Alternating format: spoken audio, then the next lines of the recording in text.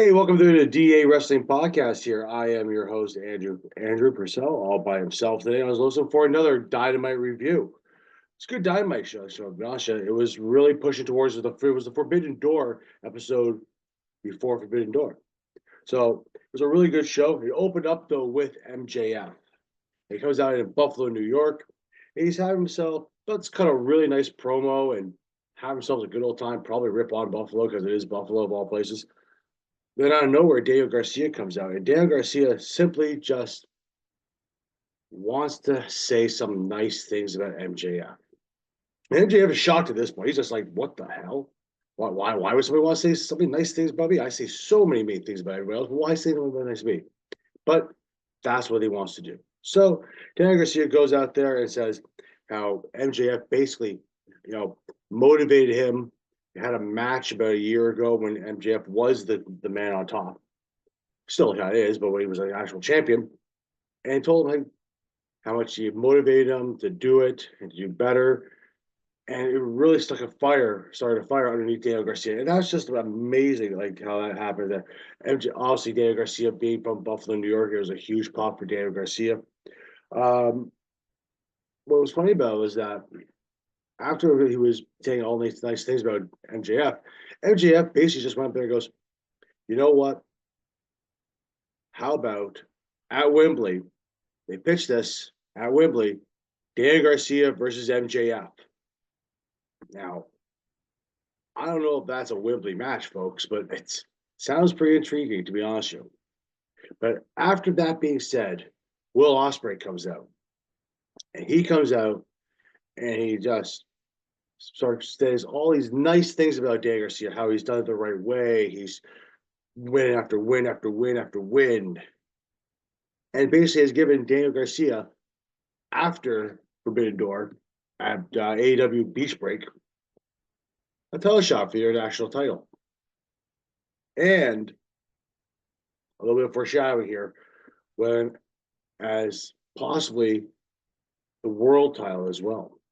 Now, that's kind of big. That MJF was in the background there. He wasn't looking very happy about this at all. Basically just got one up by Will Osprey, which almost tells me that we're going to see Osprey versus MJF at Wembley. So that looks like an extremely amazing match. Meanwhile, while this is going on, though, Swerve is in the back. He's watching it. He cuts a really quick promo saying, maybe you should keep your head on me, not on MJF. I think you're just going to walk out with the title. Pissed off Swerve very nicely. Now they're tagging later on tonight against the Gates of Agony, but we'll see where that goes there. See if they can work together. And from the looks of it, from what I saw on Dynamite, it looked like they were pretty working well together till the end, of course, till the end. After that, we had one of my favorites, Blackpool Combat come out with Jon Moxley, Wheeler Yuta, and Claudio Castagnoli, who's still looking good. I mean, they got a big pop everywhere they go. I mean, John's just massively huge. No matter, like, he is literally the. If it's not MJF, it's Jon Moxley. It's like the face of AEW. It really is.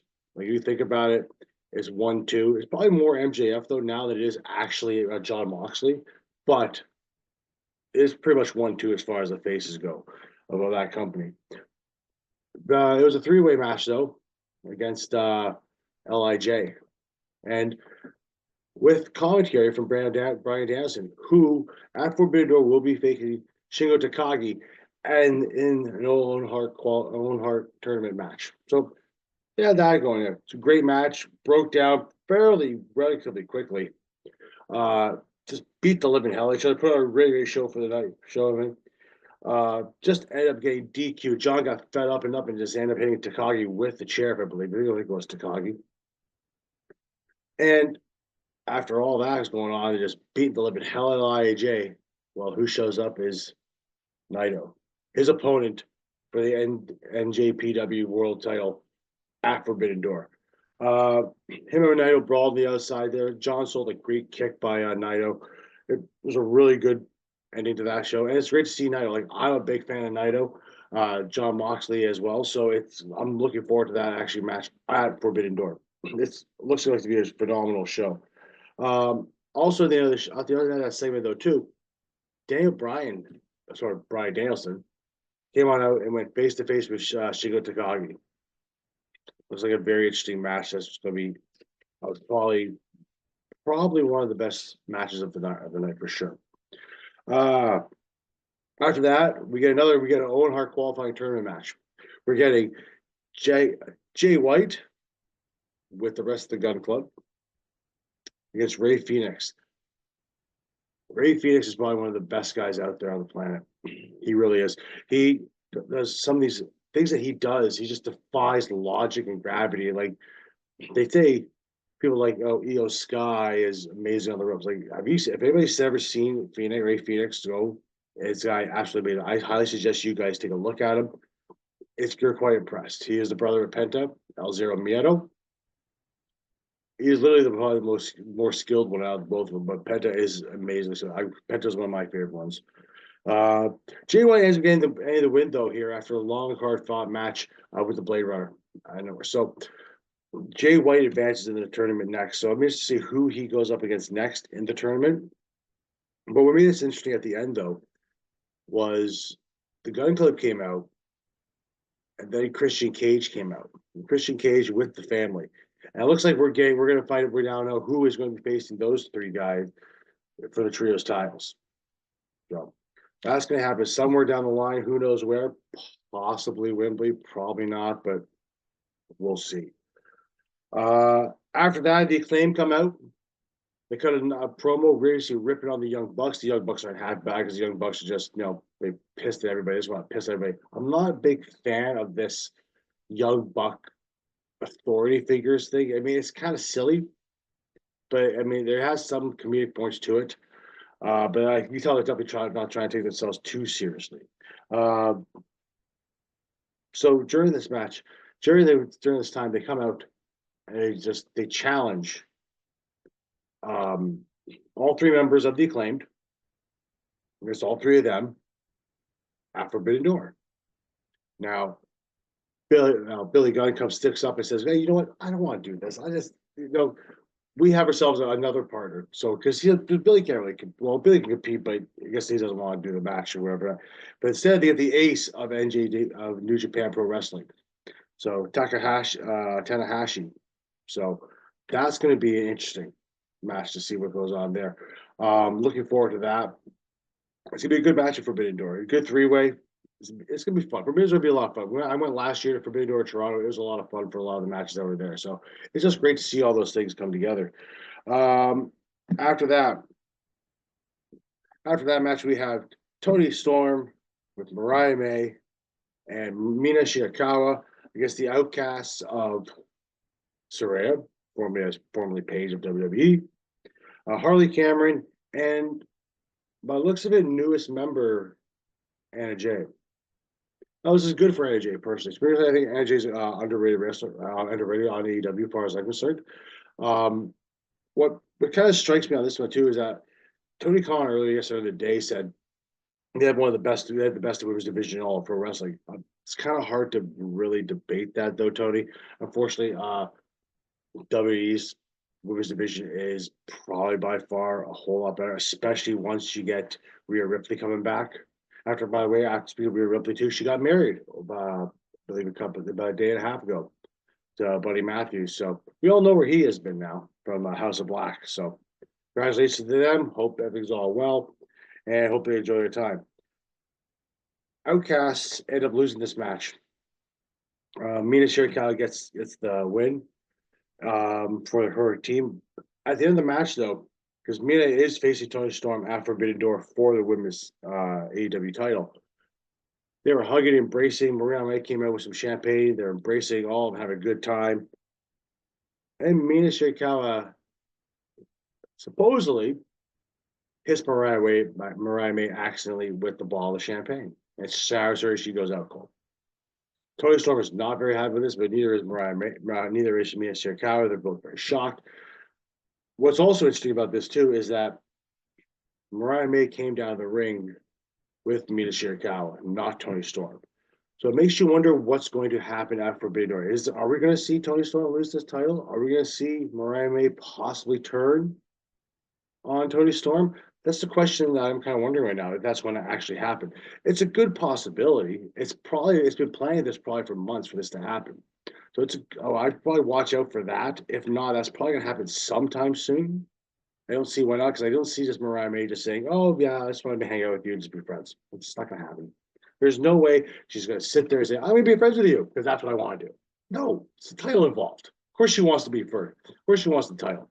So my guess is Mariah May, Toni Storm, possibly for the title at AEW at Wembley. I mean, can't really argue with that. You really can't. Um, After that, we get a Mercedes Moné promo and a promo for against Stephanie Vera Quesos. It's very hard for me. I hope sorry if I butchered it. For anybody out there who's Spanish and understands a lot more than I do, my apologies if I butchered the name.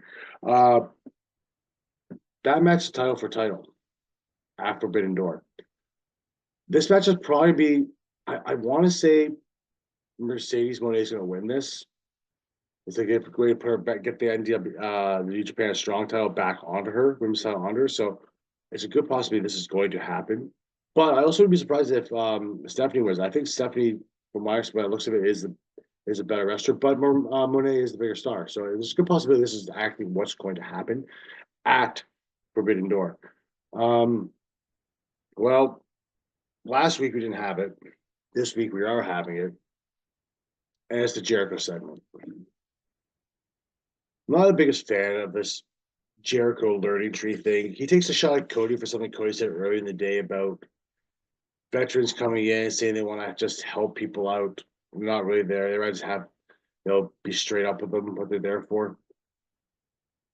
Again, I'm not happy. I'm not the biggest fan of the Jericho segment here. It's just, to me, Jericho needs to, as much as I like Chris Jericho and I do enjoy Chris Jericho over the years, I think he needs to just take a break, go away for a bit, let people miss you. When we see it before, you leave for a while, come back, rejuvenated, rested. Everybody seems to be more excited to see you and more people more happy. So why don't we just do that, Chris? Instead of do this whole learning tree thing. It's not even like, at this point, it's not even that good. It's not even bad that it's good. It's just annoying. But Jericho put out a challenge, and he was hoping to have an extra team member in a three-way match. And he chose Minoru Suzuki because they've tagged before in the past. And they had Suzuki there on a Titantron. And Suzuki's just, he's speaking Japanese. He doesn't want to have a match. He doesn't want to tag with him at all. He wants a match against Chris Jericho for the FTW title. That would seem to be shocking to Chris Jericho. So possibly at Forbidden Door. Now it is short now. I haven't seen the card yet, if it's updated lately yet, but I'm okay with this match. Suzuki's not gonna win, but I'm okay with this match. After that, though, Samoa Joe comes out with Hook and just starts berating him, Jericho, getting in his face about it. And Jericho makes the mistake of slapping Samoa Joe. And probably one of the funniest lines of the whole night is he slaps Samoa Joe, and Samoa Joe has that look in the face like he's going to kill you. He is going to rip your face off now.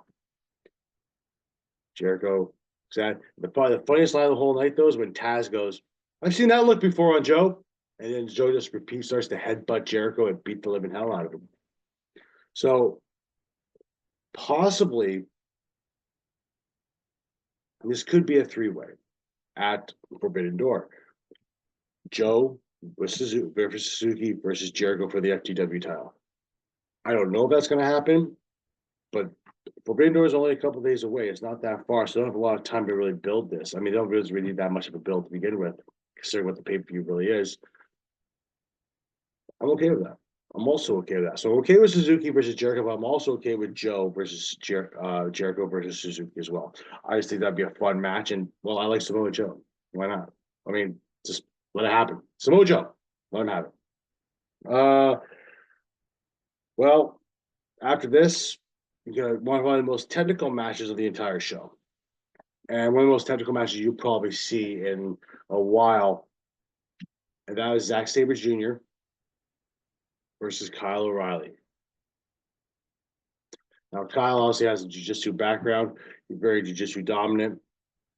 It was probably the most technical match you'll see on that whole show, and it's a really good. I highly recommend you go see it. Two of probably the best wrestlers on the planet just doing technical stuff, and it was a lot of fun. At the end of it, though, Sabre Jr. came out on top. Orange Cassidy came out to take a look at, make sure he's okay, because apparently now they're like a team. Cassidy, core with Mark Briscoe. So it looks good. The match between Orange Cassidy and Zack Sabre Jr. is going to be probably one of the matches of the night. They stared off against each other, getting ready to go at it. It's going to be fun. That is going to be a lot of fun, that match. It's going to be exciting. It's going to be very technical for the most part. And if you've seen Zack Sabre Jr. before, you know what he is. You see how Orange Cassidy is. So we're going to have an extremely exciting match here. It's going to be built around probably technical and then move to a little bit of a brawl, a bit more to a technical side. It's going to be a fun match. And right now, I kind of think probably Zack Sabre Jr.'s got to win this match. I mean, he didn't get a win last year at Forbidden Door. Maybe this year he probably gets the win against Orange Cassidy. To be honest, Orange Cassidy probably is okay with take the loss. Both guys are pretty okay to take the loss. It doesn't really matter. But I guess he probably Zack Sabre Jr. win this match here at Forbidden Door.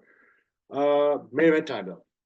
This is the match. This is the match that a lot of people were waiting to see it today. We talked about it earlier in the show that Swerve is going against Osprey, tagging tonight. At Forbidden Door, they will be challenging each other. They will be going against Osprey. Will be going for that AEW World Title. But they're going. They have tag tonight against the Gates of Agony. They're a ruthless team. They both. The Gates of Agony came out though too. It's with special gear on. Also, due to that on Wednesday, Tuesday, there was the death, obviously, of Sika and Hawaii. And obviously, one of the members of the Gates of Agony, Tia Lona, is Samoan. He wore his traditional Samoan garb down to the ring. And like his tribute to Sika, which is extremely nice, extremely wonderful that they did that. And there's nothing but all-powering love and respect for Sika over the past number of days. It's all I've been seeing on Twitter and everywhere else too. So I'm looking. It's very nice to see that AEW did do that too, which is great. Anyway, back to the matchup. Match breaks down really quickly. It's just brawl for the most part. Obviously, try to one up each other. Osprey and Swerve. At the end of the match, Osprey ends up winning over the Gates of Agony. But the interesting part came at the end. At the end, Osprey, Swerve, bickering back and forth, one-on-one, yada, yada, yada. Swerve ends up losing the title to Osprey. Osprey just takes it out of his hand and starts staring at it like, "Ooh, I'm going to win this, yay." Swerve didn't like that. Swerve kicked his back of his knee out and then kicked him right in the face and laid him out. And Swerve's still tall at the end of the show after the show went off the air. That being said, professional logic probably has told us that Swerve's losing the title here. I don't want to go wrestling logic on this. I do not think you need to go wrestling logic on this one. But if they're going to build towards Wembley, and you want MJF versus Osprey, now there's probably one way. There's probably a good way to do it. Or unless you have Swerve drop the title to MJF in a couple weeks and then move into Wembley as the champion, but that's a very short run for MJF. I don't know if that's something they're really willing to do. Let alone even if Osprey gets the title too, have that title possibly lose the title at Wembley to MJF. Do you really want to do that, or do you want to have MJF lose to Osprey? Because Osprey is probably going to lose one of those titles anyway. He'll probably, if he wins at Forbidden Door, Osprey, he's probably going to lose the international title. Well, He says he's gonna put the both titles up. I don't see that one happening. But Osprey versus MJF probably gonna happen at Wembley. I just don't know if the title's gonna be around it. I don't think you even need to have the title really around it, but it's gonna make it more intriguing if you do.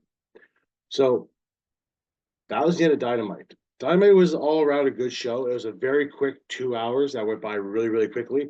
A lot of good matches. I highly recommend watching the Osprey Swerve versus the Gates of Agony match. I highly recommend watching what's it called, the MJF promo, as well as the what's it called, Blackpool Combat Club versus LIJ.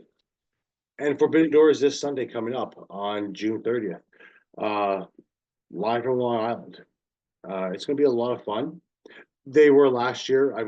Me and my counterpart, Doug, who's not here tonight, went to go see Forbidden Door last year in Toronto. We got to see Osprey versus Omega with that fantastic match.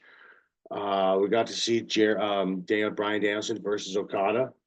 I highly recommend it, guys.